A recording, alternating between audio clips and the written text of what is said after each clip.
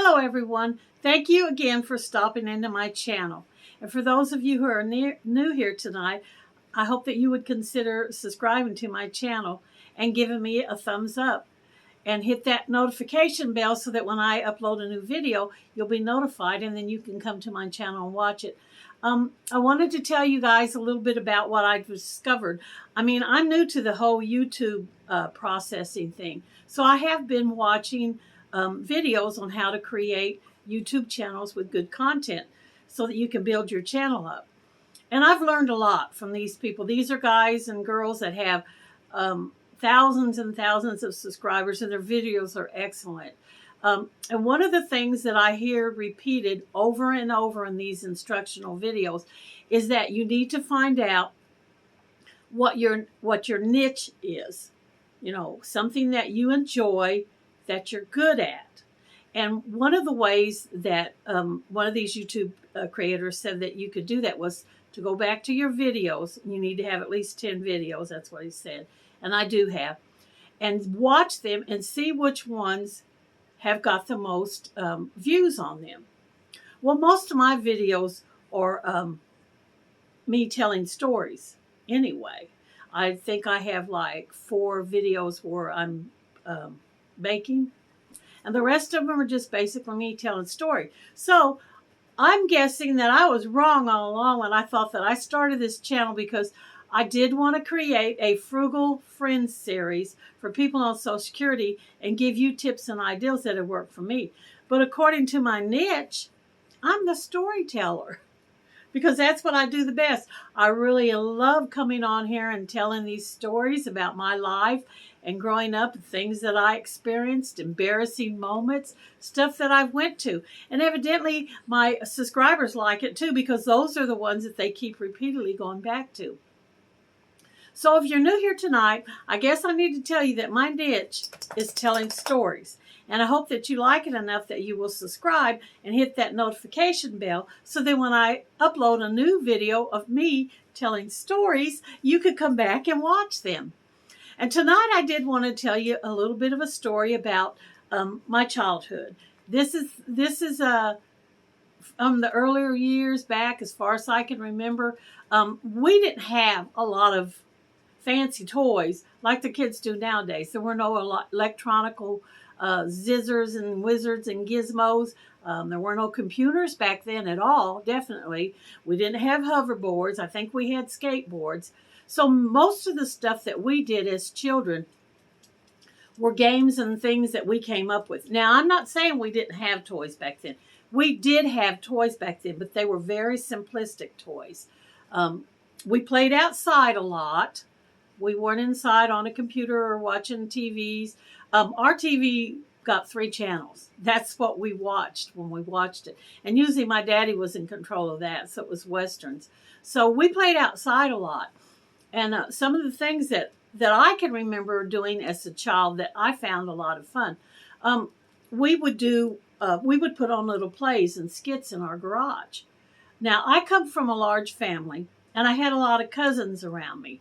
And there were a lot of times growing up when we lived with aunts and uncles so that we actually lived in the home where the cousins was at. So there was always a big audience to watch these skits that we put on, these little plays. And this one in particular, I could remember we had one of the LP vinyl phonograph records of The Wizard of Oz.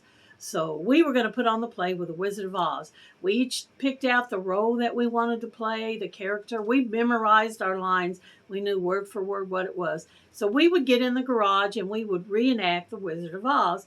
And I think we even sold tickets to the ones who weren't in the play so they could come and watch it. And that was a lot of fun. That was one thing that did stick out in my mind. I remember doing The Wizard of Oz. I'm sure we did some other plays too, but I can't really remember them. I guess I'm too old to go back that far. I do remember going to my grandmother's in the summer, and she lived on a country road, so we would walk back into the woods parts of this country road. And back in the area, we took some tin pie pans with us and spoons, and we would go back there, and we had a nature club. Now, I always enjoyed science growing up. I was interested in anything insecty, You know, worms and bugs and frogs was nothing for me to pick up and touch. So we had this nature club where we would go back there and we would talk about bugs and lizards and things. And I can remember we had a shoebox where we would find our trophies and we found insects. And when the cicadas would crawl up the sides of the trees and shed their skin, you know, they left that little hole on the side of the tree. We would pick those off and put it in the box so that we had that for our nature club.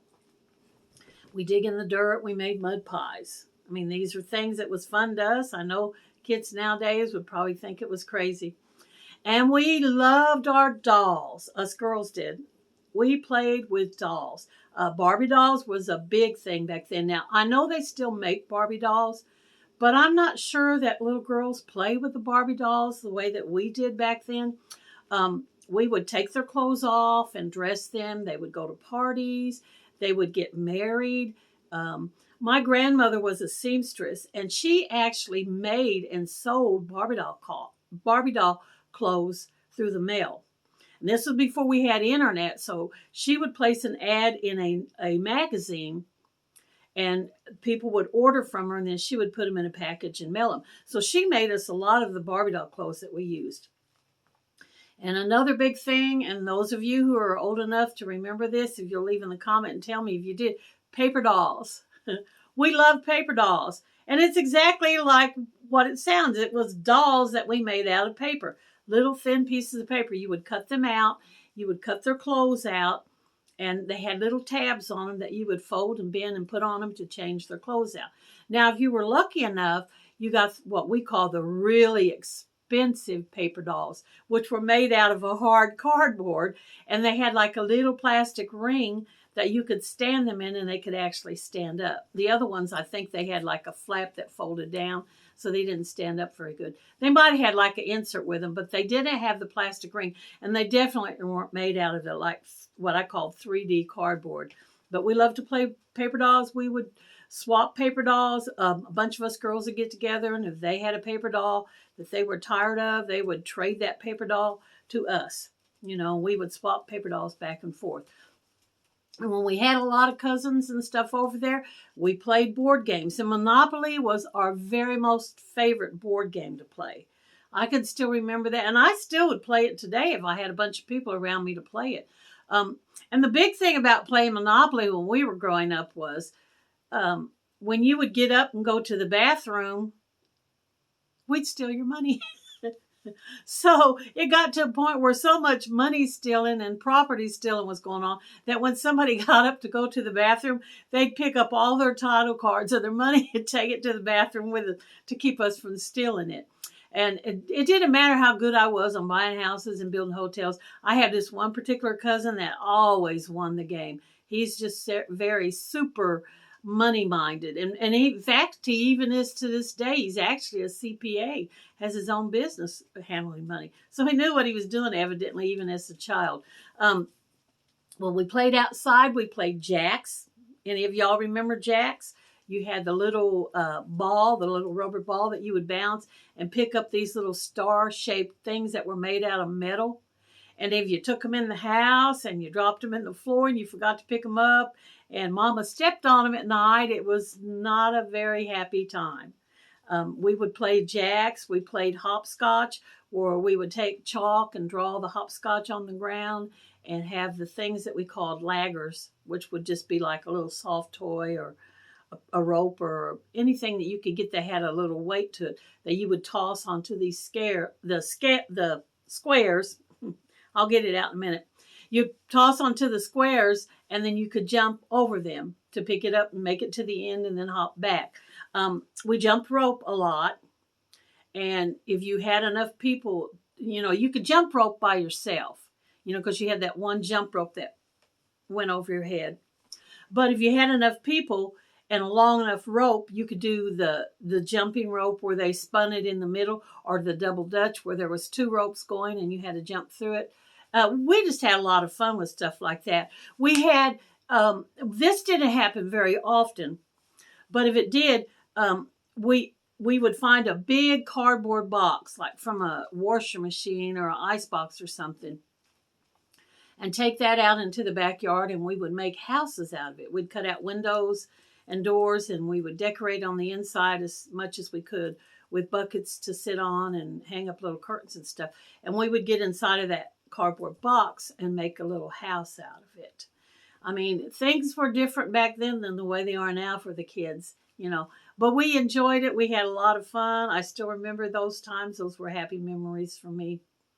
And I'm very glad that you guys came back to my channel tonight to visit with me. I hope that you will continue to come back. And for those of you who are new, I hope that you might consider subscribing to this channel. Who knows what I'm going to come up with in the future. Now, I do have cooking recipes coming up.